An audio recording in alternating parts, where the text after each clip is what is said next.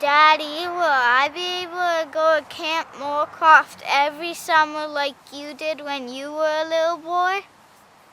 The division and sale of Moorecroft Camp goes to the very heart of who we are as United Church people in the 21st century.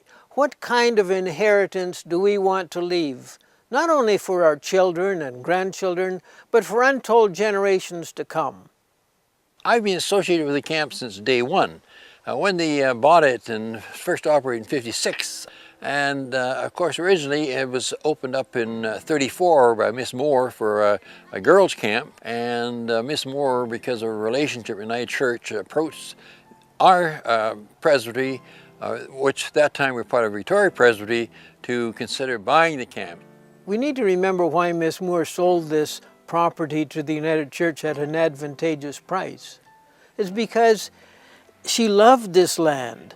She saw it as a place where children could appreciate the beauty of nature and the wonder of creation. And she trusted that the United Church was the kind of institution that would make it available for future generations, not as some real estate game where we'd make a handsome profit 50 years down the road.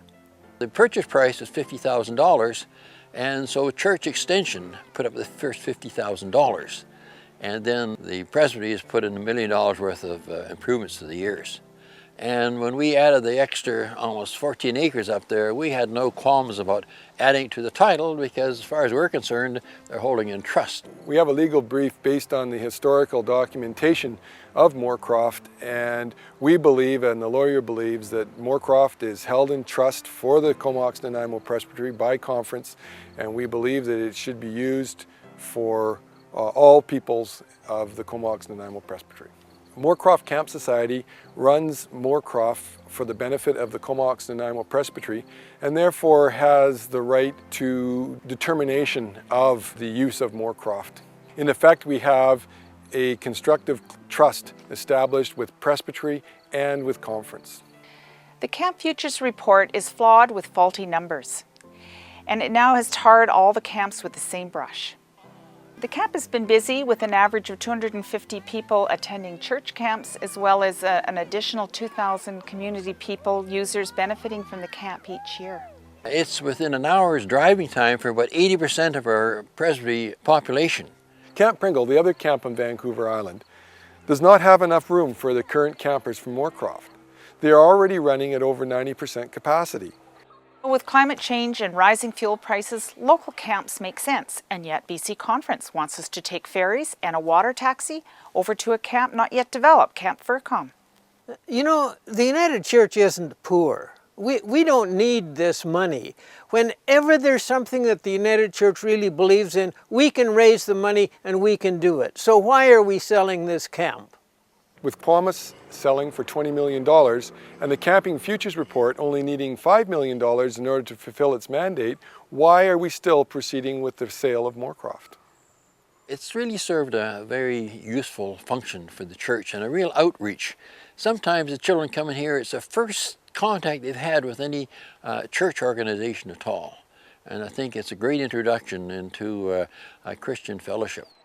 For over 20 years, I brought groups of 12 to 15-year-old Girl Guides to Moorecroft United Church Camp for special, simple outdoor living camping sessions. Coming to a summer camp and spending a week with a group of kids or a group of peers, you learn to get along with them and learn those social skills. The way to help young people build their self-esteem is to get them away from the city confusion and racket and connect them back with a natural setting where they can remember who they are and the things they're capable of, and develop their leadership potential and develop their self-sufficiency skills.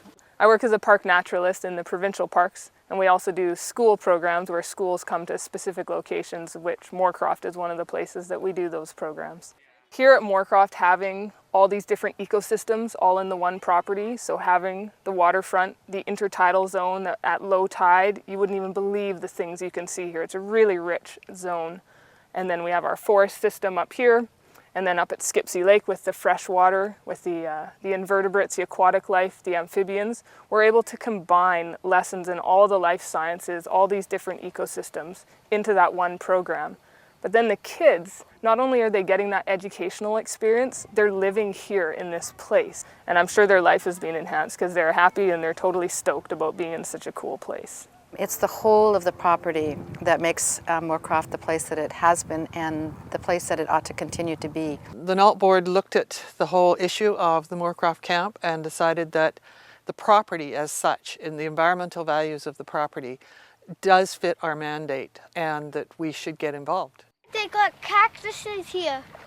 The whole property has very high biodiversity value. That is mixture of flora and fauna, of birds, animals, plants.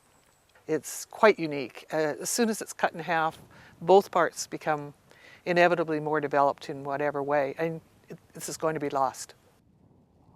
Part of it is the Arab Cove here, which is dry at 6-foot tide, and I'm told there are few, if any, other coves like this on the whole coast. And this has always been the center of the camp. The property should not be divided and sold. If you look at the division of the property, everything that you see here is what's part of the north side. And when you come into the camp, the property line actually cuts through Stringer Hall, which is the dining hall. All of the cabins that house the campers are all on the north piece of property. The north parcel is Moorecroft. The north part is the bay. It's the camp. It's Vesper Point. It's the campfire. It's everything that is Moorecroft is on the north part of the property. It's the place that holds the camp. In this area, this Nanoose area, there is about 1% of the land that's still available for environmental protection. All the rest is privately owned. Moorecroft is part of our inheritance as people of Vancouver Island, and we need to look down the road 50 or 100 years. If we sell it, who will own it? Who will control it at that time? On the other hand, if we keep it as a public trust, well then our children, our grandchildren, and their children and grandchildren will be able to continue to enjoy it, to use it as a place of wonder and a place of beauty.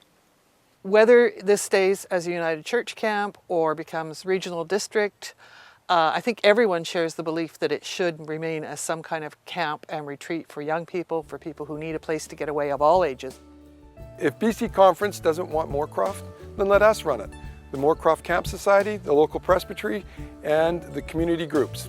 Before I ever started working in the provincial parks, I actually worked here at Moorecroft as a summer coordinator for a couple of summers, and it's where I started doing environmental education.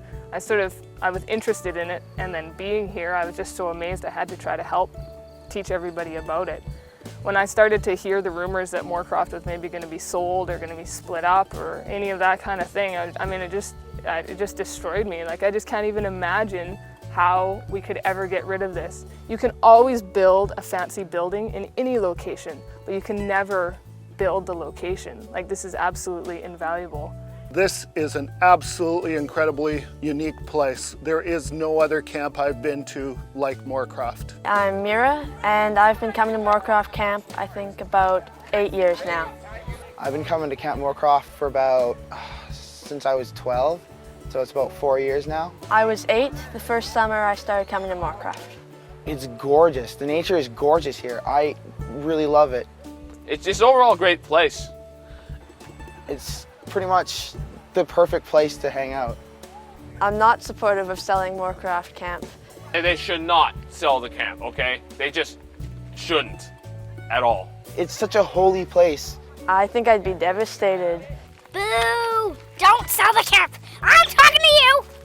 Don't sell the camp! Don't sell the camp! Don't sell the camp! I hope they don't sell the camp. They say home is where the heart is, and Moorecroft is my home. We love Moorecroft! I urge everyone who has a vote at Presbytery to reject this proposal to divide the property and to sell it.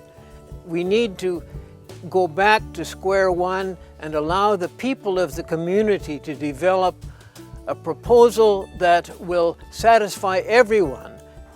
Before Presbytery makes this decision on Moorecroft, we ask that a covenant be placed on the property to protect the environment and to ensure future generations of camping at Moorecroft. Please don't sell the camp.